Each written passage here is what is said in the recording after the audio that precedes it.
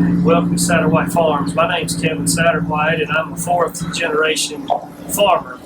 Our farm was started in the 1930s with a dairy farm. Back then we had 5 cows. Today we're milking about 1,600 cows. Now, other than the dairy, we also have we're a diversified farming operation. We have row crops, beef cows to go along with the dairy. Today we're milking 1,600 cows, and we milk them 3 times a day. They're milked at 3 in the morning, milked at 11 in the morning, and 7 in the evening. Well, we have 4 families in our business, and we've always been diversified. And mostly our beef cows, they go along well with the dairy cows because of our feeding situation. We're able to grow crops for both dairy and beef cows. And most of our crops that we grow are for feed for the cows. Crops are for feed that we grow for cows. The crops that we grow here at Satterwhite Farms are soybeans, and that is our only cash crop. We also grow corn and sorghum, and that is for dairy cows and beef cows for feed. On our farm here at Satterwhite, we have 4 family members. We have myself, my dad, my cousin, and my uncle. So we are truly a family farm. As I said, we have 4 families, and we do have a large farming operation, but we're still a family farm. And in today's world, you have to grow to be able to provide enough income for the 4 families. And that's why we have the number that we have. Plus, we just enjoy farming. We love being around the cows, and we love the dairy industry. We love our cows, so that's a reason that we've expanded in the past. We are where we are today. Okay, we're in a freestall barn, and these are where the cows are housed.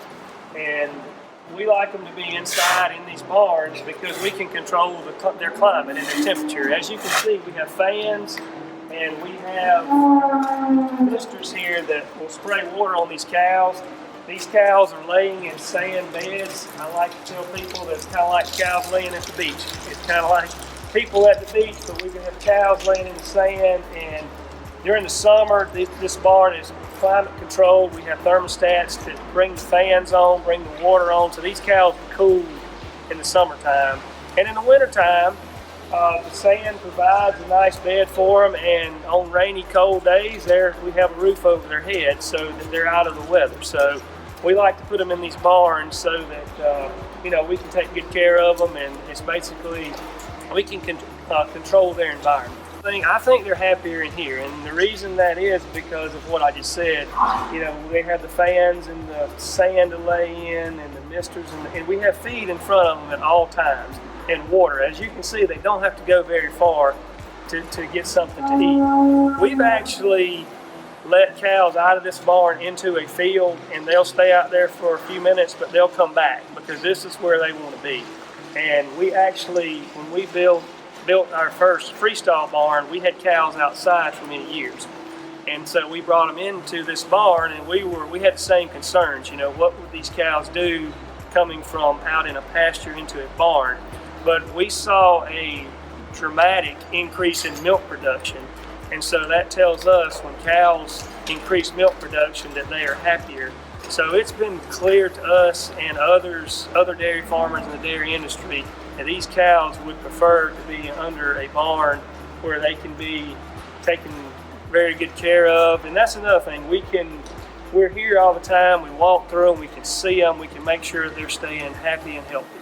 The numbers obviously are for identification. We also have you see the tag there, we also have the little white button. That's called an RFID tag, and that's like a computer chip. And what the computer chip does, the RFID tag, when they go into the parlor, it automatically scans that RFID tag, and it allows us with our technology to know exactly when that cow enters the parlor, how much milk she gave, so we can monitor that milk production each day and each milking. Is there milk 3 times a day? So, if you've got a cow that may not feel well that day, we can monitor. We get a report every day of cows that may have dropped in milk production, and then we can go out and check on that cow and make sure she's okay. But as far as the yellow tags and the ID number, we have a computer program as well. You can type that into the computer program and it will give you her whole health history from when she was a baby calf to now. It's kind of like going in a doctor's office and they have your records. And so we have a record of anything that was ever, vaccinations, whatever the cow, we've done to the cow through the years as far as vaccinations, and if she became sick at any point, what medications we gave her. And if we do have a cow that's on medication with our veterinarian, we can be able to pull those records and see what we've given her and just kind of have a health history of it, just like a person. No, there's no antibiotics in milk. Unfortunately, cows do get sick sometimes, and we have a veterinarian that's here at least once a week, sometimes twice a week. And we also, if we need them more than that, they come. Sometimes a cow will become ill. We'll work with our veterinarian. We may have to, in extreme cases, give that cow some antibiotics. And when we do give a cow antibiotics, we take them to another facility that's here. That's our old milking parlor.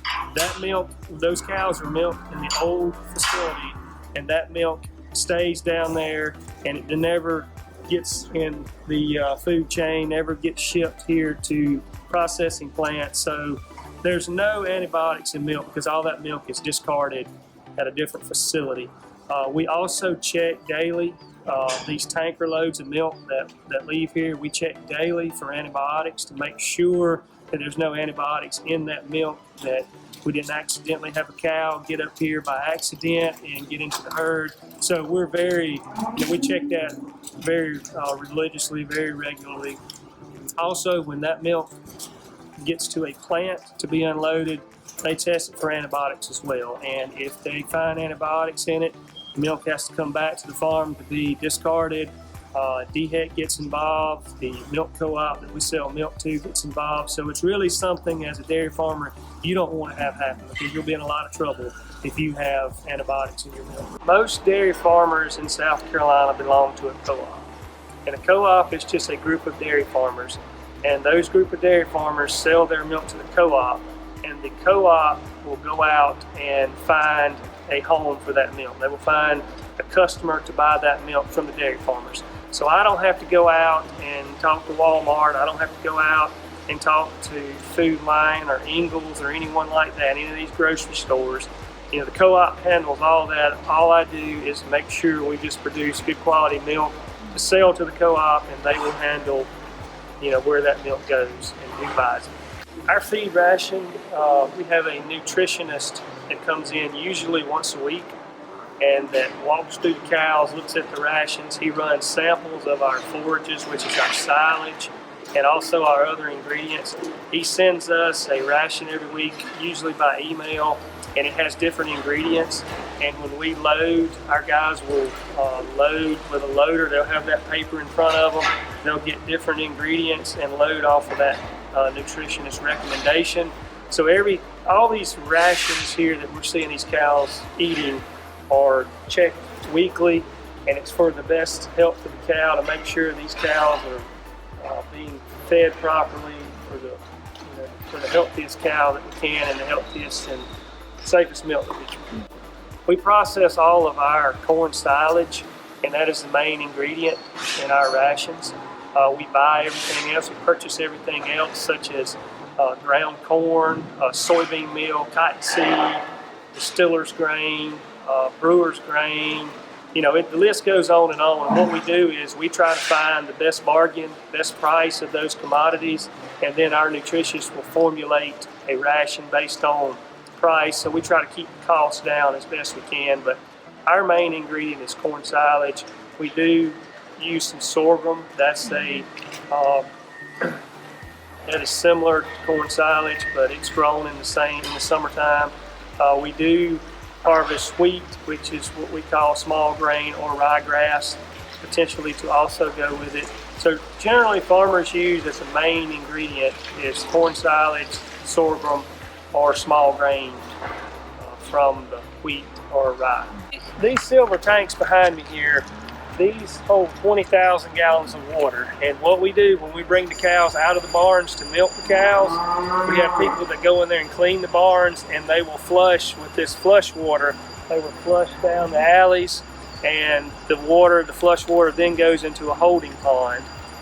And so with these tanks, what we do, we actually pump water back from the holding ponds back into these tanks, and we reuse that water so that we can conserve water. And so we reuse, we call it recycled water. And so that's what we flush our barns with. When we flush these tanks behind me, it goes into a holding pond called a lagoon. That's what we call it. And that wastewater, or a wastewater pond, that wastewater is stored there, and we have to haul that out or irrigate it on crops. And we keep strict records anytime we remove any of that wastewater. We also are inspected by DHEC once a year, if not more. They'll come out and check everything. They'll also check our records. I have to send records into DHEC once a year. We're currently building an additional wastewater pond, and in that wastewater pond will be lined with a liner so that nothing can seep out of it. So we want to put the liners in to make sure that we are stewards of the land, stewards of the environment, because the environment is very important to dairy farmers. What we have here, we are preparing to milk. We are changing the filters, and what we do when we're milking, we'll have 4 filters. The milk will actually go into this big silver vat here, and then the milk is pumped out. It has a float in there that tells it when it's getting full. So it'll pump the milk out, pump it through these filters, and these are just plain filters that will capture any kind of sand or any debris that could potentially be in milk. And as you can see, this is from the last milk, and they're really clean. So we don't have much of that, but it's just a safety protocol that we have here just to ensure the milk goes through a filter. As cows come in on the rotary, they have the RFID tag in their ear. It's a white tag, and cows go under a reader, and it'll read that RFID tag. It sends it back to our computer system, and our computer system tells us exactly when the time she entered the rotary, what stall she's in, and how much milk she gives. We can also, if we want to sort her when she's finished milking for whatever reason, we want to put her in a pen to check her, or we need to do anything with her for whatever reason, we can punch her RFID tag in, and it will sort the cow automatically. We have a sort system, sort gate, and it will sort that cow into a pen. And what I mean when I say sort, they'll walk down an alleyway and a gate will move one direction or the other, so she can go whichever direction we want her. So she can go back to the barn, or she can go into a pen. Once they start on the rotary, we have an employee that checks each cow for mastitis. They'll actually dip a sanitizing solution on the cow's udder, just sanitize the cow's udder, and then the cow will come around. There'll be another employee. He'll wipe that cow's udder clean. Then she'll go a little bit further to another employee, and that employee will attach an automatic milking unit. And that automatic milking unit, when that automatic milking unit is attached, it has a sensor. So as she goes around the rotary, as she spins around the rotary, when she's done milking, that sensor lets that automatic milker know to come off. So we don't have to have anyone to physically take it off. It comes off automatically. And in the meantime, while the cows are riding, it's like a merry-go-round. They really enjoy riding on the merry-go-round. They kind of look forward to that every day, and they get to do it 3 times a day. When they're done milking and the unit comes off, they obviously ride around to the end. And at the end, we have a robot that sprays each cow's udder with a solution before she leaves. And so basically, we've purchased a robot, and the robot will spray, and that has eliminated a person. It's saved us money. It's cut down on our costs. So the robot, like I tell a lot of people, the robot hadn't missed a day yet. So we really like the robot. So as we're milking, the milk comes from the farm into this vat. There's a float over there that tells it when it's starting to get full, it'll pump the milk through these 4 filters, filter the milk out. Then the milk goes through the plate cooler, which is one side is well water, one side is propylene glycol from our cooling systems, and milk is in the middle. There's 3 different pipes, so none of it ever touches each other. But it'll cool the milk down from 98 degrees to 35. As you can see on the chart here, this is our chart as we're milking. We're at 35.1 at the moment. We're at 35 right now. And if it gets above 38, we have an alarm that goes off in the parlor. So we're constantly monitoring the temperature of milk. You don't want it under 40 degrees. This is a scale that tells us how much is on the truck. Right now we have 2,388 pounds on the truck currently. Trucks will hold, 48,000 pounds. We currently ship 2 loads a day. Let me back up. We currently ship over 2 loads a day. We're milking, and dairy farmers like to weigh milk in pounds. We're about 120,000 pounds a day, which that's roughly around 14,000 gallons. If you think about gallons in the store, it's roughly around 14,000 gallons. Once milk goes through across the scale, it comes into this refrigerator. And this is a drip sampler. It's getting samples of that milk. It's dripping in this bottle before it goes onto the tank. And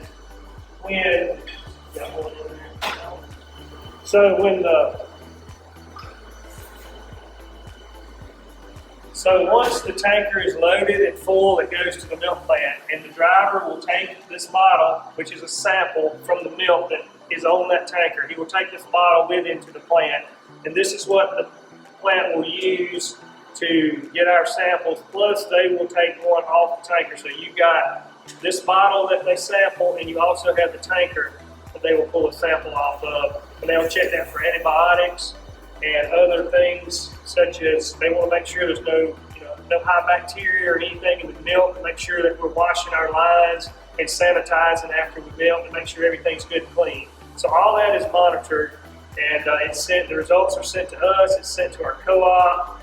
DHEC gets copies of it, so milk is a highly regulated and safe product to drink.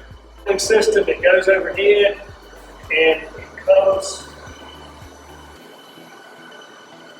overhead and comes through this line, and we have 3 ports. In other words, we can pump on 3 tankers. We can only pump on 1 at a time, obviously, but we can put 3 tankers outside. We can park 3 tankers, and when we load one, we can go to the next one through these portholes. And so, as you can see,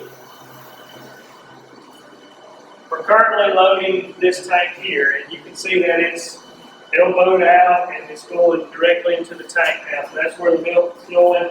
When it's loaded, we will go to another port and load another tanker.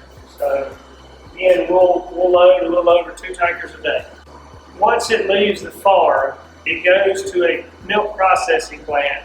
And generally in South Carolina, all the milk here is mainly going to go to a fluid plant, which is basically a bottling plant. So you'll see the bottles of milk. So that's where you get your milk jugs in the grocery store. It's all, none of this milk goes to cheese or to make powder or butter. This milk from my farm will be milk in the gallon jug or half gallons in the grocery store.